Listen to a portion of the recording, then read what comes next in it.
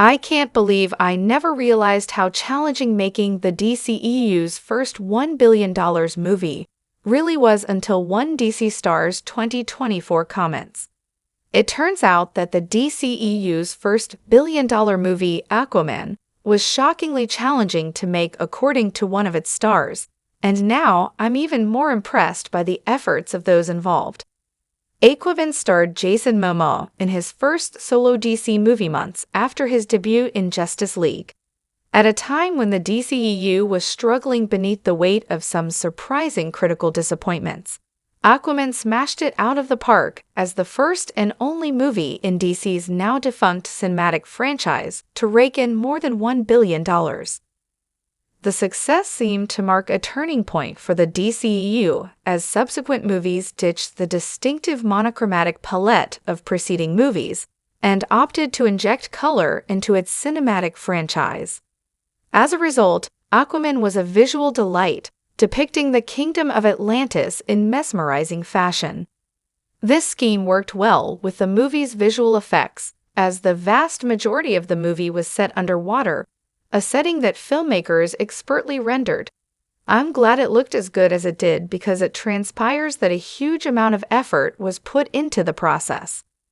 Dolph Lundgren's newest Aquaman filming comments highlight the challenges of the movie. Dolph Lundgren, best known for his breakout role as Ivan Drago in 1985's Rocky IV, starred in Aquaman as Mira's father and king of the Xebel tribe, Nereus. His character was pivotal insofar as he supported the movie's villain, Orm, in his efforts to invade the surface world, before switching sides and offering his allegiance to Arthur Curry. Speaking to Screen Rant at Fan Expo San Francisco, Lundgren opened up about the filming process and how arduous it was for him and the rest of the cast and crew working on the movie. His full quote is as follows. "Then I show up in Australia, and there's all scenes where you're floating, hanging on wires and pretending to be floating because all the underwater scenes are shot in the studio. The only water I saw was the Evian water in the barn that we were drinking for 3 months. For the first scene, I just had to float off my sea dragon, or wherever I'm sitting on, and just float over here 10 feet. I remember doing 10 takes, 20 takes. I needed 28 takes. I didn't have one line of dialogue, and I'm like, gee, damn it, am I losing it? Am I this bad? And then I remember the next scene was with Willem Dafoe, and we did like 40 takes.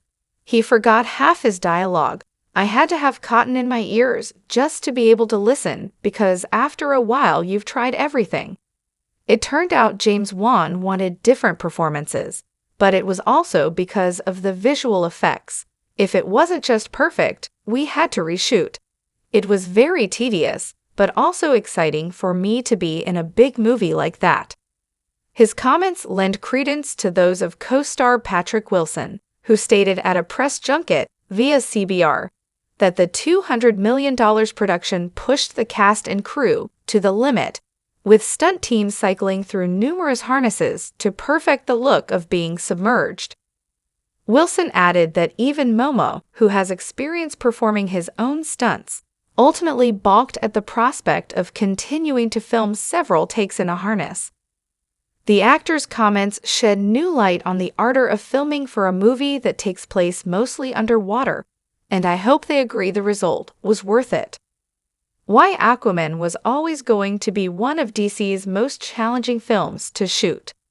While the DCEU's first movies demonstrated just how much VFX would be deployed throughout the franchise, with Man of Steel and Batman v Superman, Dawn of Justice being replete with Zack Snyder's distinctive visual flair, Aquaman is, quite literally, in a world of its own. The concept of Aquaman was always going to be difficult to commit to live action thanks to its main setting, Atlantis, being underwater. The desire to deliver a relatively faithful adaptation of one of DC's most iconic heroes would also mean that director James Wan would not want to skimp on his defining elements. Given dialogue and action could never have been achieved by filming underwater scenes in actual water tanks, it's no surprise that believably replicating the effects of being submerged was so difficult. Given dialogue and action could never have been achieved by filming underwater scenes in actual water tanks, it's no surprise that believably replicating the effects of being submerged was so difficult. I think that the results speak for themselves, as the special effects used in Aquaman are impressive considering the limitations. Ultimately, I think that the actors and other cast and crew did an amazing job in attempting to depict an underwater world, and learning just how much work was put into it brings a newfound appreciation. I'm even more impressed with Aquaman 6 years after its debut.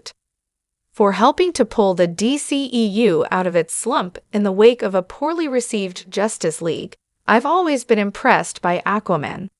The DCEU's rival franchise, the MCU, had $6 billion movies under its belt by the time Aquaman achieved the same for the DCEU, and it wouldn't pull off another one before Aquaman.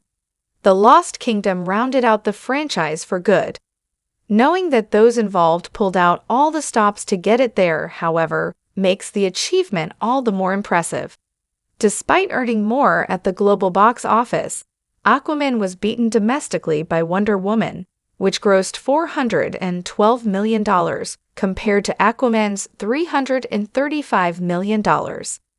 It also pains me to think how Aquaman, The Lost Kingdom, failed to live up to its predecessor.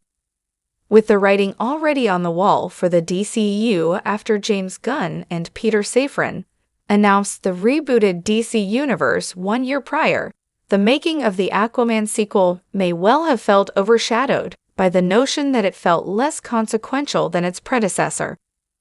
Thankfully, this didn't necessarily bear out in its global box office, as Aquaman's only sequel earned $433 globally and was a hit among fans.